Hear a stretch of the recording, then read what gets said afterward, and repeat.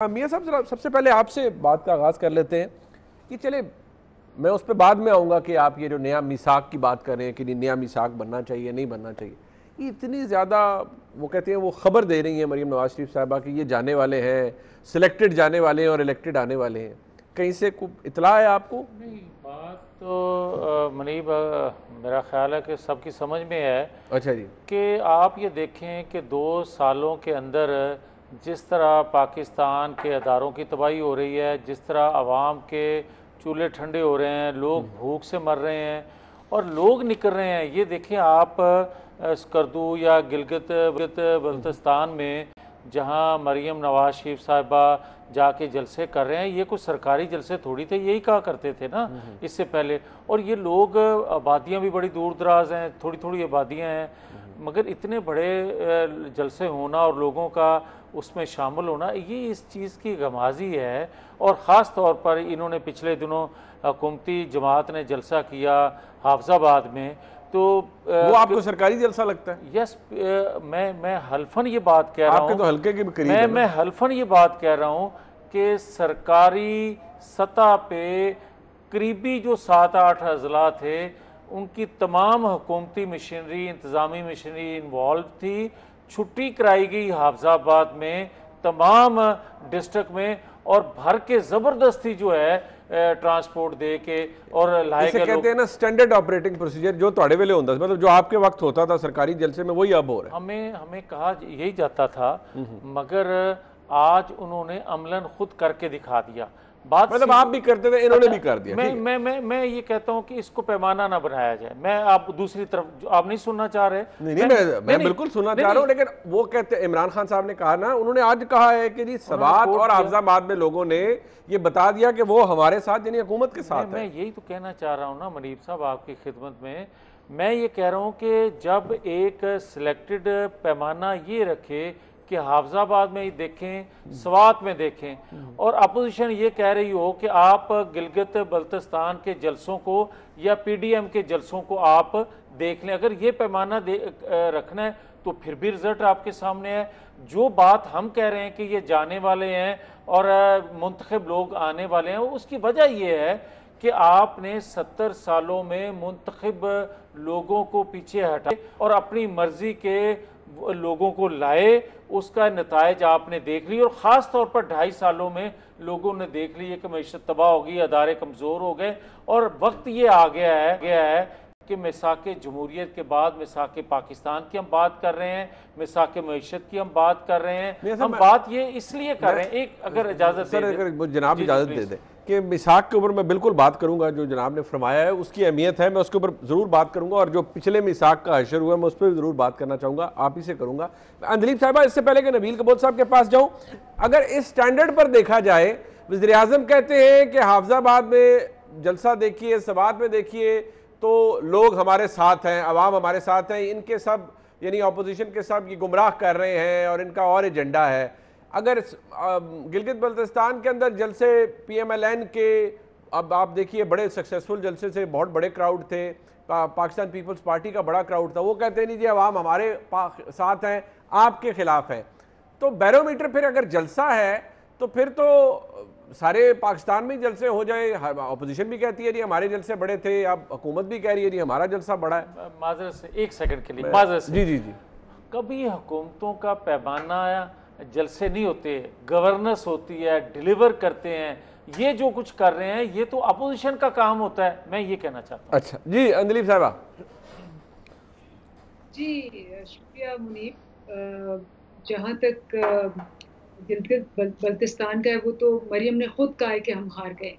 आपको पता है ना कि उन्होंने पहले से धांधली का शोर मचा दिया, अभी हुआ भी नहीं, और आपको ट्रंप का वो याद आ जाता है ना, कितनी सिमिलरिटीज हैं दोनों में। अच्छा, वो ट्रंप की अपनी बेटी और दामाद के साथ, और ये भी अपनी बेटी और दामाद के साथ।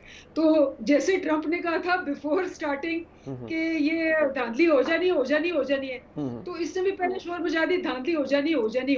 नंबर 1। नंबर 2, बिल्कुल सही कहा मियां लतीफ साहब ने कि जो परफॉर्मेंस होती है, गवर्नेंस होती है, वो सबसे अच्छी होती है। मरियम वहां जाके अपने जलसों में कह रही है कि यहाँ ना पानी है, ना कोई सड़कें हैं, ना कुछ है, एंड शी फॉरगेट्स कि गिलगित बल्तिस्तान में 5 साल से PMLN की हुकूमत है, तो वो ठप्पे लगा रही है कि हमने कुछ नहीं किया। तो वो उसने कंफर्म कर दिया कि उन्होंने 5 साल में 0 परफॉर्मेंस की है, ठीक है, और इसका भी जिम्मेदार जो वो कहते हैं वो वही होंगे। अच्छा, तीसरी बात, जो सर्वेज आ रहे हैं ना, और वो आपके लाटरी सर्वेज भी हैं, मतलब हर किस्म के सर्वेज आ रहे हैं इस वक्त। इलेक्शन से पहले सारी सर्वे करती हैं, आपके मेरे माने ना माने फेवरेट्स आपके जो हैं, उन्होंने भी कहा है कि कोई करीब भी नहीं है PTI के पॉपुलैरिटी के, मतलब वो 44% वर्सेस 19% है नंबर 2 पे, और PMLN तो नंबर 2 पे भी नहीं है। तो क्या बात करते हैं? ये गिलगित बल्तिस्तान के सर्विस की आप बात कर रही हैं जी? गिलगित बल्तिस्तान के इलेक्शन के हवाले से जो सर्वेज हैं, आप उनकी बात कर रही हैं ना? उसमें आप देख लेना, वो आपके जो फेवरेट हैं गैलप के भी और बाकी भी चेक कर लें जरा। दिलीप साहब, ये बड़ी अनफेयर बात हो जाती है। आप ये बात कहा करें कि हमारे को फेवरेट है, आपके हक में आए तो आपको अच्छा लगेगा, इनके हक में आए इनको अच्छा लगेगा, और बहुत सारी चीजों के अंदर तो आपको फेवर करते हैं बहुत से सर्वेज, वो तो रिपोर्ट किए जाते हैं। मैंने कहा चाहे आपके हक में, मेरे हक में, किसी के हक में, आज इस दफा तो सारे सर्वेज ही देख लें आप, जी, तो आपको पता चलेगा। बहरहाल मरियम वहां खड़ी होके कह रही है कुछ नहीं मिला, इतने ये 2 साल हो गए कुछ नहीं मिला, 3 साल हो गए कुछ नहीं मिला, एंड अभी 2 महीने पहले तक 5 साल से ये वहां गिलगित बल्तिस्तान में थे। तो आप ये देखिए ये हाल है। अब मसला होता क्या है? मसला ये है कि जब आप एक चीज झूठ, फरेब और लूट के नाम पे निकले तो आपको कुछ याद नहीं। आपको ये भी पता है कि 11 साल पहले इमरान खान ने कहा था ये सब इकट्ठे हो जाएंगे, एक फ्रेम में सारे इकट्ठे हो गए, पूरा मुल्क देख रहा है 11 जमातें इकट्ठी हुई। Pakistan PDM, Pakistan destruction movement, ठीक है ना? अच्छा, अब उसमें देखिए आप कि आज इनके आपस में राब्ते नहीं मिलते। अभी इन्होंने पहली तकरीर में कहा नवाज शरीफ साहब ने कि हमारा मुकाबला इमरान खान से के नहीं है, हमारा मुकाबला लाने वालों से है। बिलावल भुट्टो साहब कह रहे हैं और नफीसा शाह साहब प्रोग्राम में काशिफ अब्बासी की कह रही है कि जी हमारा तो सारा मुकाबला इमरान खान से है, इमरान खान हुकूमत में है तो इमरान खान से हमारा मुकाबला है। तो एक भी साख हो गया फेल, ठीक है, उस 1.5 महीने में बिल्कुल चीथड़े उड़ते देख लिए।